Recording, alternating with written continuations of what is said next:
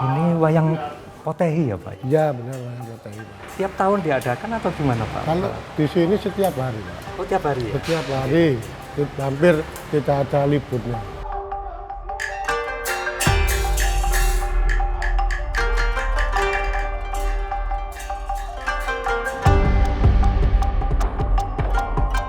Di sini banyak sekali suku, ada Madura, ada Arab, ada Cina, tiga ini yang dominan yang tiga. Menurut cerita-cerita orang tua dulu, kita kan belum lahir waktu itu jauh. Nah di sini ini kelentengnya ini berdiri setelah Majapahit itu. Ya.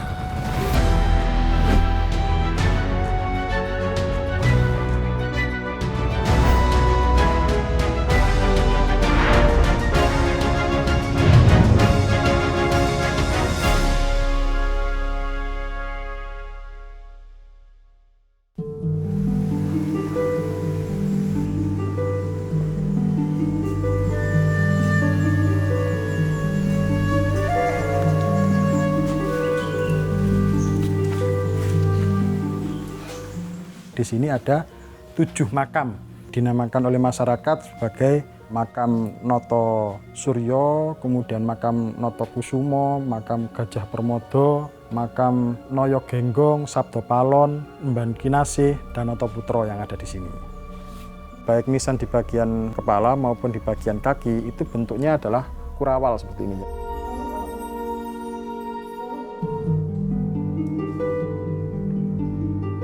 Kejayaan peradaban kerap diwarnai dengan konstruksi simbol sakral seperti angka 9 pada Nawa Dewata dalam Astadala atau klasifikasi tingkat kewalian Al-Walayah dalam Al-Futuhat Al-Makiyah, karya sufi besar Muhyiddin Ibnu Arabi di awal abad ke-13. Dan inilah awal simpul transisi itu dikaitkan.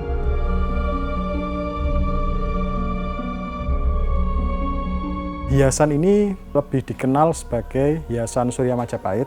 Beberapa surya itu dia berisi dewa-dewa dalam konsep Hindu. Ada Dewa Siwa, terus kemudian ada 8 dewa di penjuru mata angin, Baruna, Kuwera, dan sebagainya. Tetapi di masyarakat Islam, unsur hiasan itu dipakai, tetapi unsur dewa-dewanya dihilangkan. Sehingga hanya muncul bagian suryanya saja. Di ujung sebelah barat ini adalah makam dari Noto Suryo. Untuk angka tahunnya yang ada di bawah, ini pembacaannya adalah 1397 Saka dan ditulis dengan aksara Jawa kuno.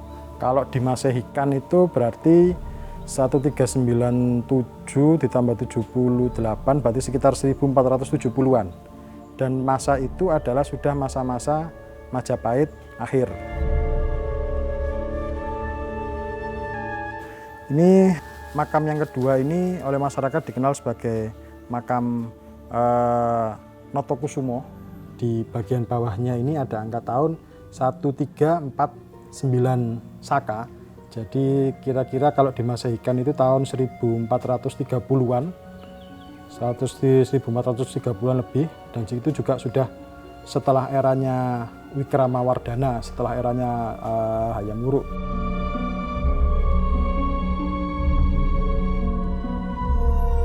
Ini aksara Arabnya di bagian kaki yang ada di sisi luar menuliskan kalimat La ilaha illallah Muhammadur Rasulullah, cuma dibagi menjadi 3 baris. Di bagian pertama adalah La ilaha illallah Muhammadur, dan kemudian di bagian bawah adalah Allah.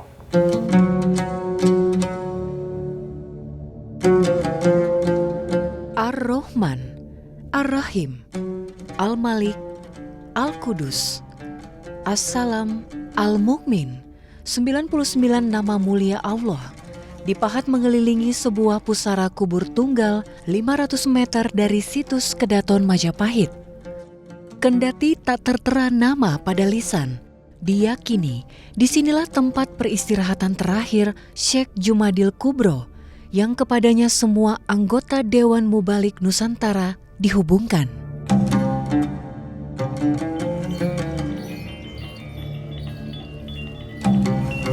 Disebut sebagai jantung Wilwatikta atau sumber kehidupan dalam Kakawin Negara Kertagama, jalur perdagangan maritim menjadikan Trowulan simpul peradaban kosmopolitan.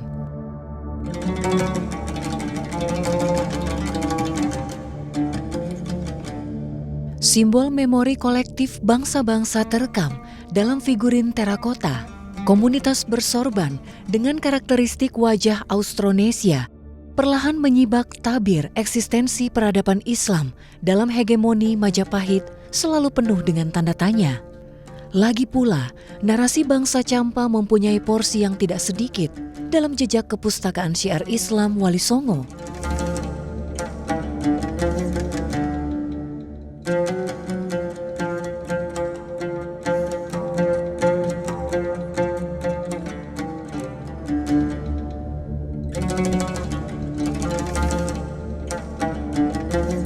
Kronik sejarah resmi 5 dinasti dan dinasti Song yang disusun satu dinasti setelahnya mencatat cara berpakaian Bani Champa mirip dengan kekhalifahan Abbasiyah.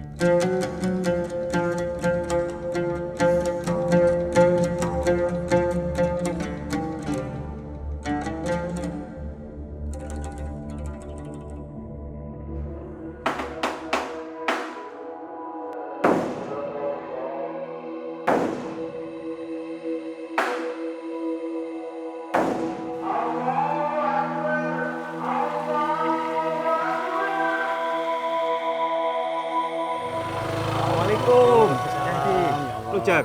Alhamdulillah. Dari mana ini?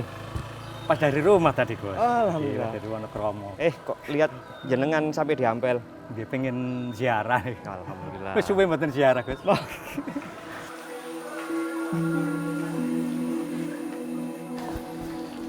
Ya ya Dul Ilmi niku teng mriki kan, Gus. Enten mriku wetan. Oh, Tadi kula niku bingung lalian, Gus.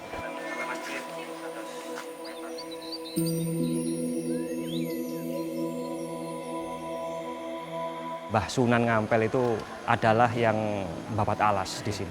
Jadi beliau itu dari semula yang diceritakan sebagai daerah kosong, suatu wilayah dari Kerajaan Majapahit, beliau hadir di sini bersama pengikutnya lah, atau santrinya secara khusus, seperti itu.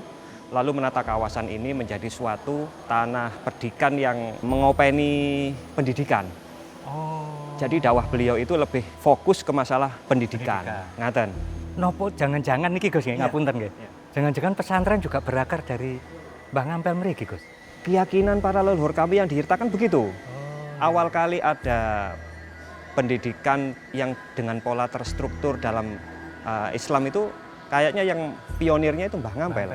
Napa Mbah Ngiri niku nggih pernah mondok di sini, Gus? Hampir semua yang tergabung dalam Wali Songo itu sederhananya mondok di Ngampel. Di Ngampel. Mbah Giri, Mbah Ainul Yakin itu di sini, Mbah Gunung Jati atau bahkan putranya pun di sini. Nah, pelajaran agama itu untuk dakwah harus dibungkus oleh moralitas dan sopan santun yang baik.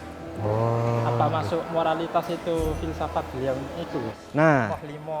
Molimo itu secara secara harfiah itu adalah 5 hal yang harus dilarang di dalam agama ataupun di dalam sosial kemasyarakatan.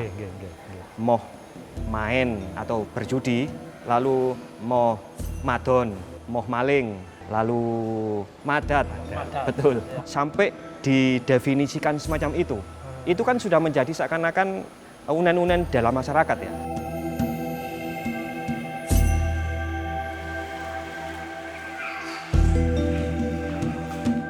500 tahun yang lalu itu kita bayangkan masa Sunan Ampel ke sini ya. Tentunya masih sepi kan. Tak ngoten Cak Yadi. Enggak langsung langsung rame gitu kan. Nah, menurut perkembangan zaman makin rame. Lalu tentunya keramaian itu juga memunculkan potensi ekonomi, termasuk perkembangan ekonomi. Nah, ini kan berarti Kanjeng Sunan Ampel juga memberi kontribusi pada peradaban di kita di Nusantara ini. Itu juga terlihat sampai sekarang baik etnis Madura, Jawa, dan etnis Arab ya. Terutama Cina juga banyak berdagang di sini. Betul. Bahkan kelentengnya di dekat sini. Itu sampai sekarang terpelihara ya. Betul. Itu. Nah, yang pengen saya ketahui niku ngeten, Gus. Napa niku ada pesan-pesan khusus dari leluhur kita karena Gus Ibnika juga punya akar ke Mbah Ngampel lah itu. Ahlus Sunnah wal Jamaah yang dibawa Sunan Ngampel ini bisa merangkul. Islam tersebar diterima dengan senang hati. Karena menjadi solusi tanpa diungkapkan sebagai suatu peninggalan. Ini secara otomatis sudah menjadi cara kita hidup di tengah masyarakat. Kalau tidak toleran, gak ke wong muslim nek ngene cak Yadi. Melayu kabeh. Melayu kabeh.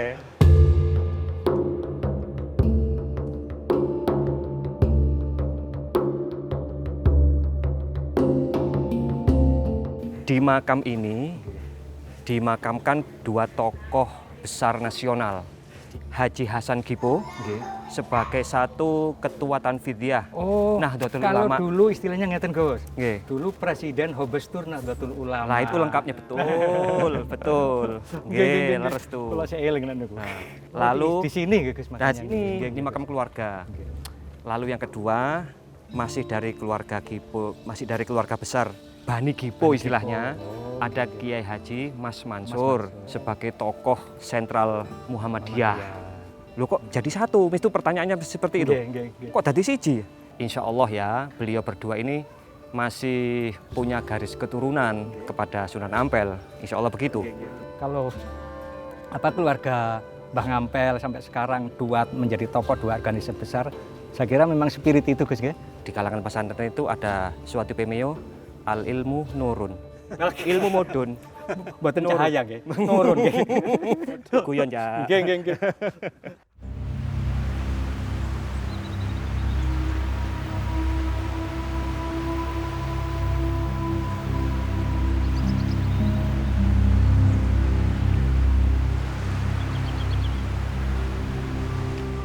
Tome Pirus ini mengatakan bahwa Gresik itu disebut sebagai the Pearl of Java.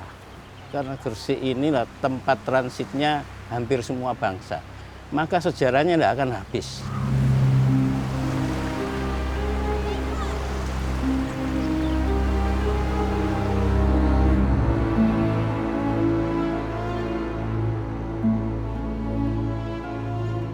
Ini adalah Serat Sindujoyo yang menceritakan tentang perjalanan laku spiritual Sindujoyo sebagai santrinya Sunan Prapen.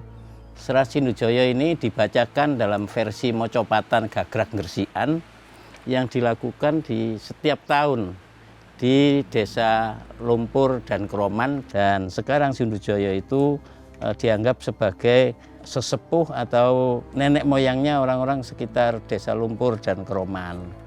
Nah, di sini kita menemukan ternyata Serat Sindujoyo ini hurufnya pegon. Huruf pegon itu huruf Arab tapi bahasanya Jawa. Yang menarik lagi, ya, 200 tahun yang lalu orang sudah berpikir mengilustrasikan peristiwa yang ditulis. Sosok-sosok Sindujoyo yang tergambar banyak di sini dengan peristiwa-peristiwa yang dilalui sejak dari Giri Prapen sampai ke Banyumas itu digambarkan secara detail. Tradisi-tradisi yang ada di sini nanti akan lahir dan tergambar di seni tradisi Pencak Macan.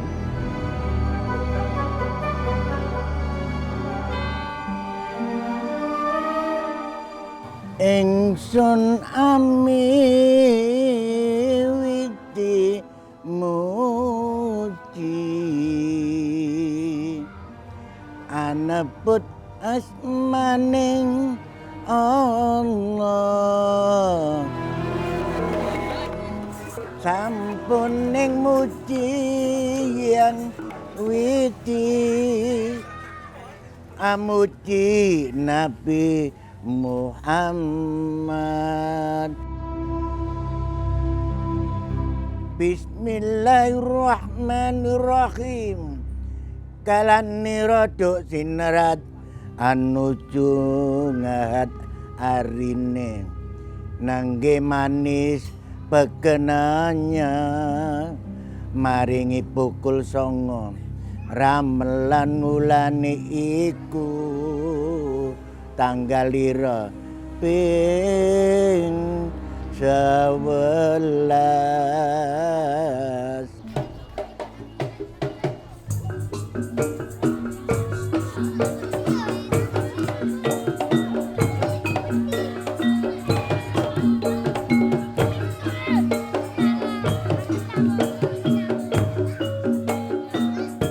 tradisi pencak macan itu adalah seni tradisi arak-arakan. Salah satu fungsinya adalah mengarak pengantin.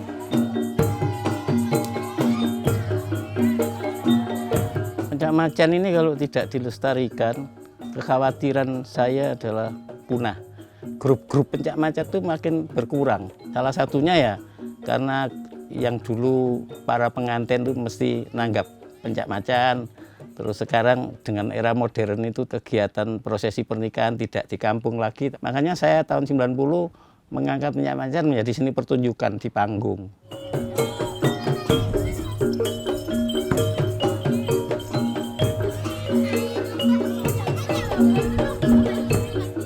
Dalam pertunjukan itu digambarkan filosofi dari pertunjukan pencak macan ini. Jadi macan ini simbol sosok sifat laki-laki, sementara monyet simbol sosok sifat perempuan. Ya, perempuan yang nakal, yang genit, yang kadang-kadang itu bikin gregeten ya. Nah, sosok macan ini sosok yang tegas dan melindungi.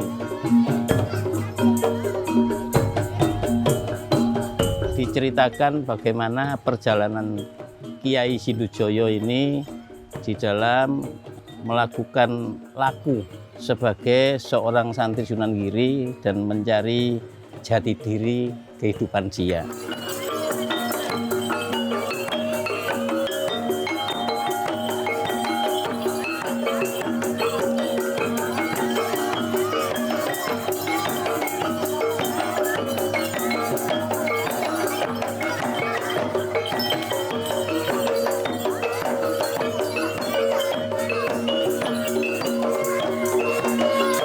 Sosok Gondoruo itu dimunculkan di serat ini. Sesungguhnya peristiwa ini adalah peristiwa ketika Sindujoyo bertapa di Gua Sigolo-golo, kemudian digoda oleh raksasa atau Gondoruo tadi. Nah, ini suatu saat terjadi saling bertempur dalam artian mereka ini diganggu oleh persoalan-persoalan rumah tangga. Pada akhirnya nanti akan diselesaikan oleh seorang pendekar. Pendekar ini dari pondok pesantren memberi arahan, ajaran dan sebagainya sekaligus memisahkan dan akhirnya merukunkan macan dan monyet tadi. Hampir sebagian besar tinggalan-tinggalan nilai-nilai kearifan lokal Sunan Giri itu masih dilestarikan. Ya.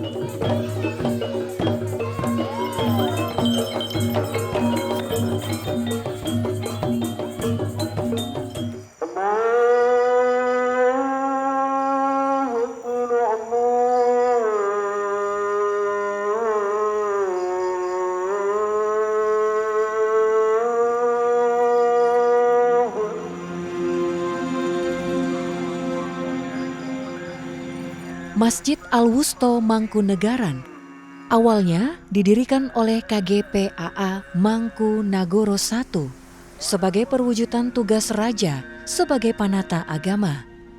Identitas Kauman sebagai pusat kegiatan dakwah Islam ditenggarai memudar setelah relokasi masjid ke sisi barat Puro Mangkunegaran tahun 1878.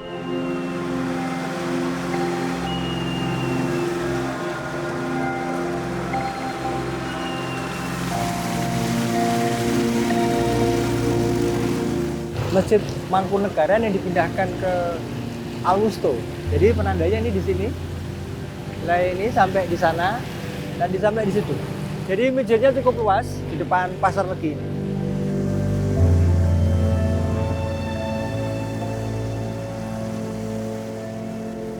Ekra Mangkunegaran ke-4 sudah dipindah. Jadi bersamaan dengan sebuah pembangunan yang terintegrasi.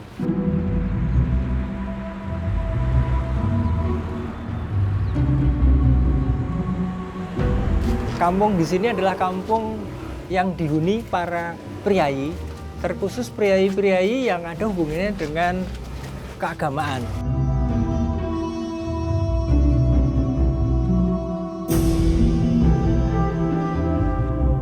Kampung Kauman yang hilang itu dibuat penanda oleh masyarakat terkait dengan hadirnya Langgar ini.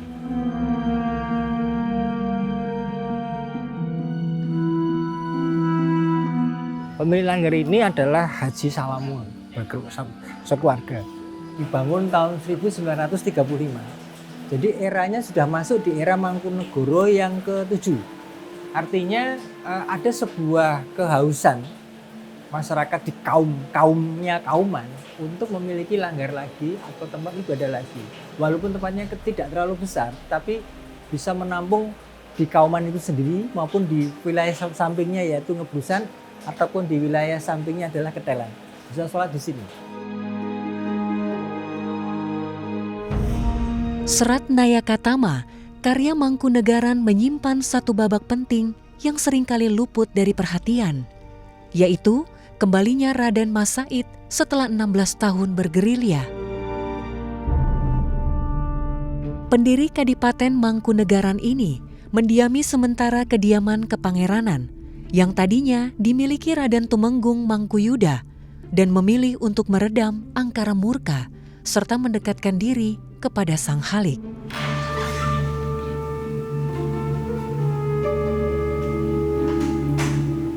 Eyang Raden Mas Said ketika beliau adalah seorang religius membaca Al-Quran di sini, kemudian ini merupakan awal penguatan Islam yang ada di Mangkunegaran.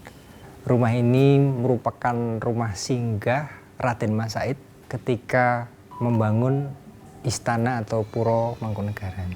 Tahun berdiri menurut Candra Sengkala Memet, tahun sakanya adalah 1882, sedangkan tahun hijriahnya adalah 1756. Simbol itu merupakan memiliki konotasi adalah Dwibangga Angoyak Jagat.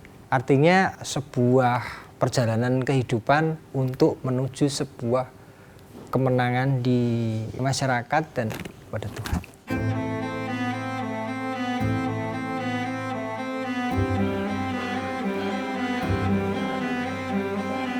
Wali Songo identik dekat dengan Allah atau Waliyullah, sekaligus pemegang otoritas atau Waliyul Amri. Pengakuan Keraton Surabaya dan Giri Kedaton terhadap legitimasi superordinat Mataram Islam era Sultan Agung dalam Serat Centini yang turut menjadi koleksi Rekso Wilopo Puro Mangkunegaran secara implisit menggambarkan kompleksitas relasi penguasa dan ulama. Sosio-spasial kultur kauman dan gelar Sayyidin Panata Agama menjadi sebuah konfigurasi identitas yang melegislasi kekuasaan berdasarkan agama. Ini tak berbeda dengan pemikiran Imam Abu Hamid Al-Ghazali dalam karyanya Al-Tib Al-Masbuk fi Nasihah Al-Muluk ataupun Al-Iktisad fi Al-Iktikat, secara konsisten mengatakan agama dan negara bagaikan saudara kembar yang lahir dari satu sumber. Eksistensi kultur kauman yang dipertanyakan dan absennya atribut gelar pucuk pemerintahan mengarah pada sebuah dilematika baru. Kita percaya bahwa kebahagiaan bukan sesuatu yang dikejar dengan tergesa, melainkan dijalani sebagai suatu laku. Ia tidak lahir dari pencapaian semata, tetapi dari cara manusia menata batin, sehingga setiap budi, rasa dan laku berjalan dengan selaras serta tanggung jawab terhadap kehidupan bersama.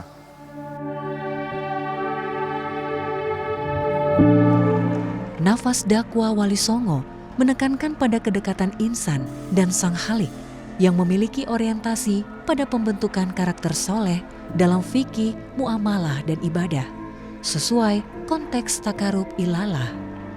Sejatinya, nilai-nilai seperti rendah hati atau tawadu, tidak mabuk keduniawian atau zuhud, dan kontrol diri atau mujahadah, hingga analogi batin, ibarat rumah spiritual dalam Ihya Ulumuddin, lazim muncul dalam setiap wejangan kalangan istana. Pada akhirnya, kebahagiaan tidak hidup dalam kesendirian. Ia tumbuh dalam kebersamaan, dirawat melalui kesederhanaan, dan dijaga lewat kesadaran bersama. Semoga Mangkunegaran bukan hanya sebagai wadah fisik, bukan hanya sekedar bangunan dan tembok, namun menjadi tempat yang mana kita bisa merasakan apa arti rumah itu sesungguhnya.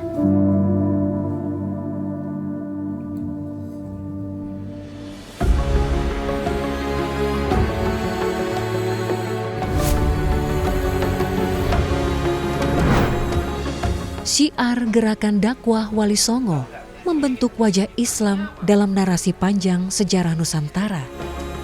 Pertanyaannya, apakah legasi dakwah bil hikmah ini menjadi secarik cerita masa lalu ataukah nadi yang masih berdenyut dalam sendi kehidupan kita?